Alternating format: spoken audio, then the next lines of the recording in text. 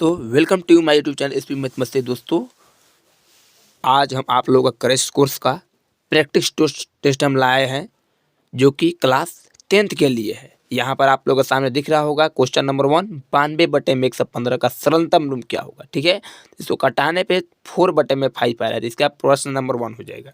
इसमें क्या रहता है कि प्रैक्टिस टेस्ट जब हम लोग हल कर लेते हैं, ये जो प्रैक्टिस टेस्ट है इंटरनेट के माध्यम से निकाला गया है आप लोगों के लिए बच्चों, और आप ही लोग के लिए इसको बनाया गया है ताकि एग्जाम में कोई दिक्कत ना हो। इस प्रैक्टिस सेट में 100 ऑब्जेक्टिव क्वेश्चन है, जिसमें से 50 आपको टच करना होता है, और बाकी क्वेश्चन भी है 2 नंबर का, 3 नंबर का भी क्वेश्चन है, 5 नंबर का भी क्वेश्चन है। ठीक है, तो अभी हम लोग सबसे पहले ऑब्जेक्टिव क्वेश्चन को टच करेंगे। तो क्वेश्चन नंबर 2 में जाते हैं।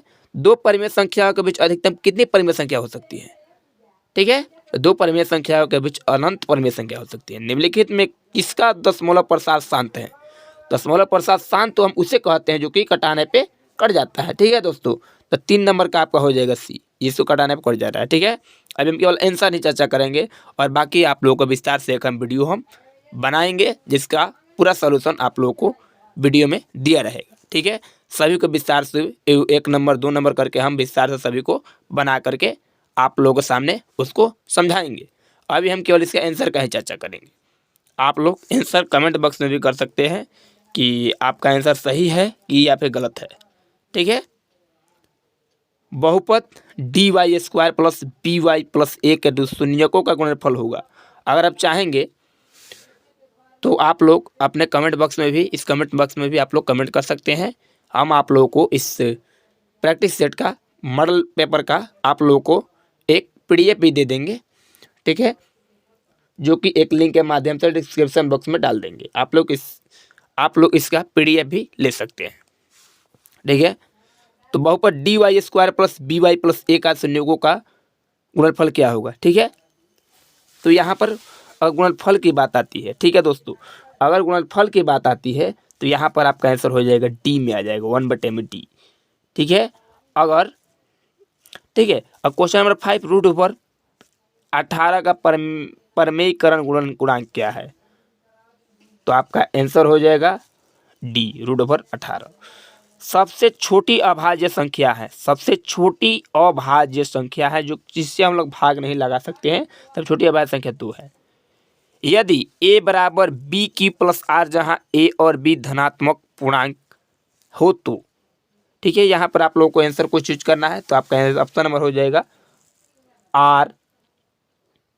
ठीक है, r से बड़ा है b। निम्नलिखित में कौन परिमेय संख्या है। निम्नलिखित में कौन परिमेय संख्या है, तो 8 का हो जाएगा डी। ये परिमेय संख्या है। परिमेय संख्या उसे कहते हैं जिससे हम लोग p/q रूप में लिख सकते हैं। ठीक है, उसे हम लोग परिमेय संख्या कहते हैं, या फिर q ≠ = 0। द्विघात बहुपद x² प्लस 12x प्लस 35 के शून्य क्या है। तो 9 का आपका आंसर हो जाएगा ए। दोनों धनात्मक है। निम्नलिखित में कौन अपरिमेय संख्या है। 10 का आपका आंसर हो जाएगा सी, √27। बहुपद 5y² - 25 के शून्यक है, तो आपका 11 का हो जाएगा सी, √5 - √5। एक द्विघाती बहुपद के संयोगों का योग तथा गुणनफल क्रमशः 3 तथा -40 हो तो द्विघाती बहुपद क्या है। तो आपका 12 का आंसर हो जाएगा सी, x² plus 3x plus 3x - 40। युग्म समीकरण x प्लस 2y बराबर 4 तथा 2x प्लस 4y बराबर 8 का हल क्या है, यानी कि 13 नंबर में दिया गया है। तो 13 का आंसर आपका हो जाएगा सी, कोई हल नहीं कर सकते इसका। यदि बहुपद x² plus ax minus b के शून्यक एक दूसरे के व्यक्त क्रम हो तो b का मान क्या होगा, यानी कि 14 नंबर का आपका आंसर क्या होगा। 14 का आपका हो जाएगा 1। अर्धवृत्त का कोण कितना होता है। अर्धवृत्त को देखिए, हम आपको बता देते हैं दोस्तों कि जो पूरा वृत्त होता है दोस्तों, पूरा वृत्त कितने होता है। पूरा वृत्त होते हैं 360 डिग्री का। इसको आधा कर देंगे तो 360 का आधा क्या हो जाएगा 180। तो अर्धवृत्त का आपका हो जाएगा 180 डिग्री। ठीक है, अर्धवृत्त का कोण पूछा है, अर्धवृत्त का कोण 180, तो 180 में इसे कोण कितना हो जाएगा 90 डिग्री का कोण बनेगा, यानी कि डिग्री का कोण आपका हो जाएगा 90 डिग्री। इसको आप लोग भूलिएगा नहीं। ये ज़्यादातर जो भी क्वेश्चन इसमें से आप लोग हम टच कराएंगे, आप लोग हम पढ़ाएंगे इस मॉडल पेपर का क्वेश्चन को आप लोग अच्छी तरह से पढ़ लीजिएगा। इस मॉडल पेपर से हो सकता है कि आपका 40% इसमें टच करने वाला है क्वेश्चन, 40% क्वेश्चन टच करने वाला है। 100% गारंटी हम नहीं ले सकते हैं, 40 या फिर 50% टच करेगा क्वेश्चन, ठीक है।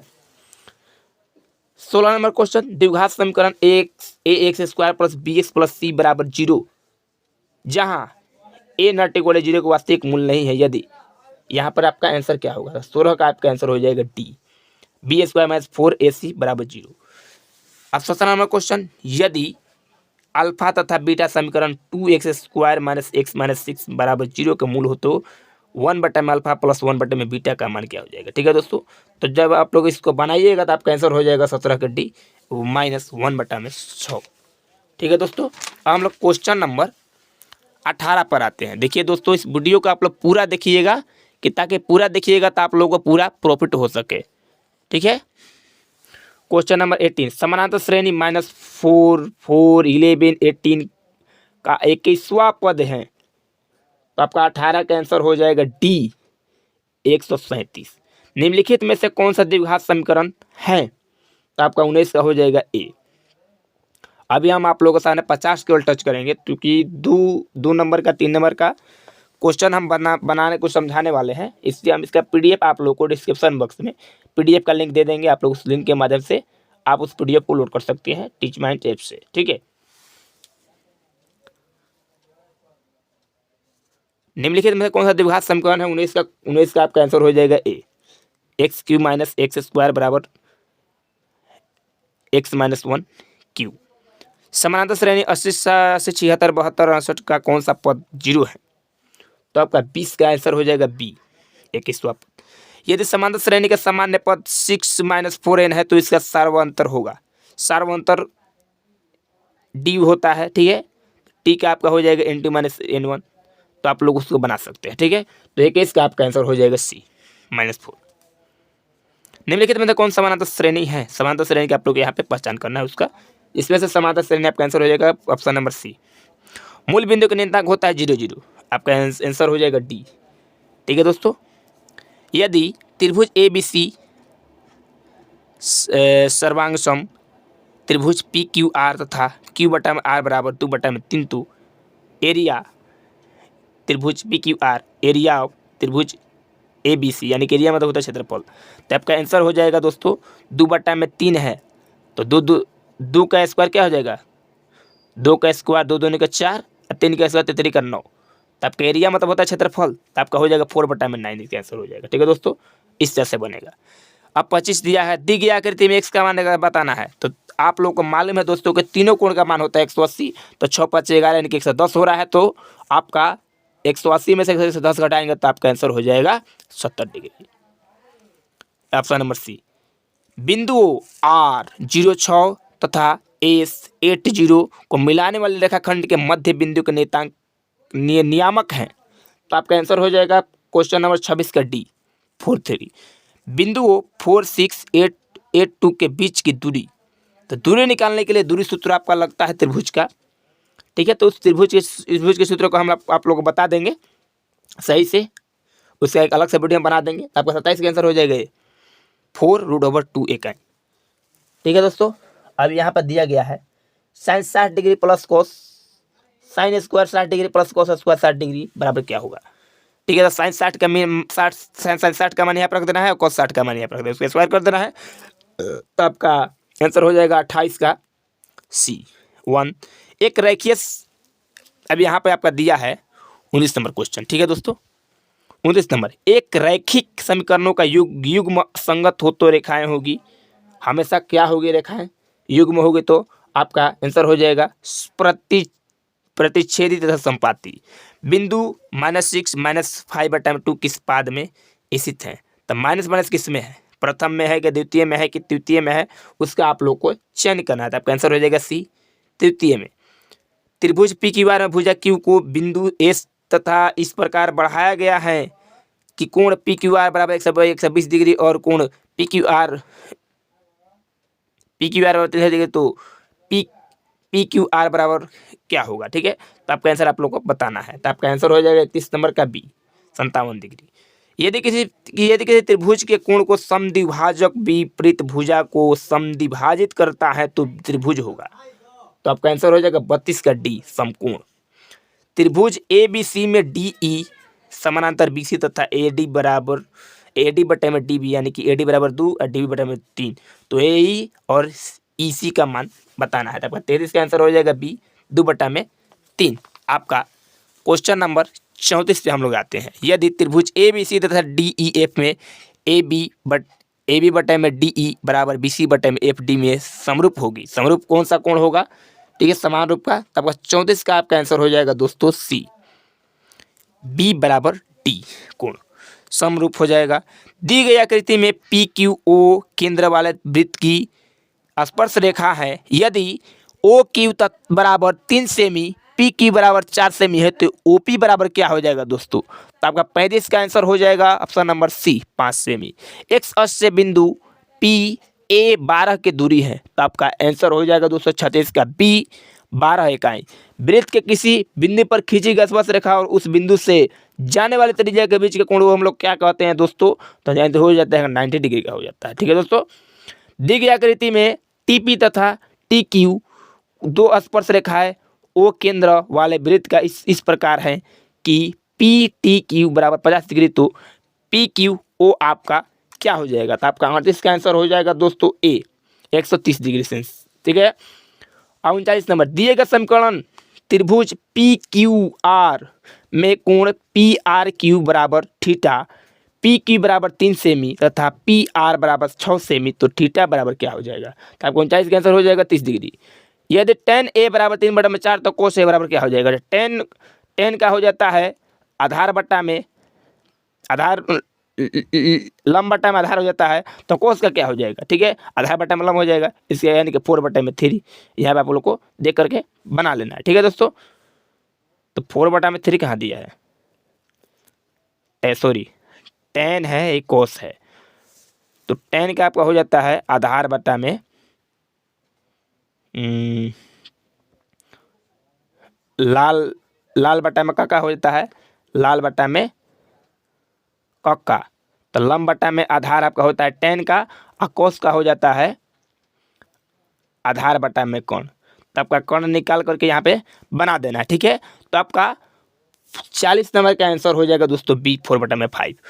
cot 44 डिग्री बटे में tan 46 डिग्री बराबर क्या होगा? तो आपका आंसर हो जाएगा 41 का आंसर हो जाएगा ए, 1 बटा में 2। निम्नलिखित में किसका मान सबसे अधिक है? तो आपका 42 का आंसर हो जाएगा ए, 45 डिग्री सबसे मान, tan 45 का मान सबसे अधिक है। यदि एक वृत्त की परिधि 38 सेमी है तो उसकी त्रिज्या बताना है। ठीक है, तो त्रिज्या आप लोगों को मालूम करना है, आपको उसको भी बता दें किस तरह से त्रिज्या मालूम करना है। तब 43 का आंसर हो जाएगा बी, 14 सेमी। यदि त्रिभुज पी क्यू आर आर पर समकोण है तो साइन पी प्लस क्यू का मान है। ठीक है दोस्तों, जो भी आप लोग कमेंट बॉक्स में किए हैं कमेंट, तो आप लोग को हम PDF डिस्क्रिप्शन में उसका लिंक हम डाल देंगे, आप डिस्क्रिप्शन में उसका PDF अपना चेक कर सकते हैं। ठीक है दोस्तों, PDF में अपना आप लोग लिंक चेक कर सकते हैं। तो आपका 44 का आंसर होगा बी। ठीक है, 45 अल्फा बटा में 4 बराबर 15 देगी तो √3 कोसेक अल्फा बराबर क्या होगा? तो आपका 45 का आंसर हो जाएगा बी, 2। अब मात्र हम आप लोगों को 5 ही क्वेश्चन बताएंगे, बाकी 5 क्वेश्चन आप लोग खुद से सॉल्व करने का, बाकी आप लोग 50 क्वेश्चन खुद से सॉल्व करने की कोशिश कीजिएगा। ठीक है दोस्तों, बाकी हम इसका PDF डिस्क्रिप्शन लिंक में डाल देंगे। यदि R1 तथा R2 त्रिज्या वाले 2 वृत्तों के क्षेत्रफल हो योग R त्रिज्या वाले वृत्त के क्षेत्रफल के बराबर हो तो आप लोग को बताना है, यानी कि 46 का आंसर हो जाएगा दोस्तों सी, साइन 90 डिग्री माइनस ए। तो आपका आंसर क्या हो जाएगा? 47 का आपका आंसर हो जाएगा दोस्तों डी, कॉस ए, साइन का उल्टा कॉस। ठीक है, एक 15 मीटर लंबी सीढ़ी एक ऊर्ध्वाधर दीवार के शीर्ष तक पहुंचती है। यदि सीढ़ी दीवार के साथ 60 डिग्री का कोण बनाती है तो दीवार की ऊंचाई कितनी होगी? 48 का आंसर आपका हो जाएगा 7.5 metre. Cot A into cot 89 degree का मान बताना है दोस्तों, तो 49 का आंसर हो जाएगा A1। 50 क्वेश्चन नंबर आर त्रिज्या वाला गोला का संपूर्ण पृष्ठीय क्षेत्रफल का आपका यहाँ पे मान ऑप्शन पे बताना है। तब का आंसर हो जाएगा डी 4πr²। ठीक है दोस्तों। और 50 ऑब्जेक्टिव क्वेश्चन का आप लोग डिस्क्रिप्शन में उसका लिंक हम डाल देंगे। ठीक है दोस्तों। तो तब तक के लिए हम बढ़ते हैं। आज के लिए इतना ही। हम अभी बहुत समय हो गया है, आप लोगों का वीडियो ज़्यादा समय का बन गया है, 15 मिनट का बन गया है। तो हम चाहेंगे कि ये सारी क्वेश्चन आप लोग जो आप लोग देख रहे हैं, आप लोग अपने स्क्रीन के सामने इन सारी क्वेश्चन का PDF डाल दिया जाएगा डिस्क्रिप्शन में, आप लोग उसको चेक कर सकते हैं। Okay bye. तब तक के लिए मस्त रहिए, तंदुरुस्त रहिए।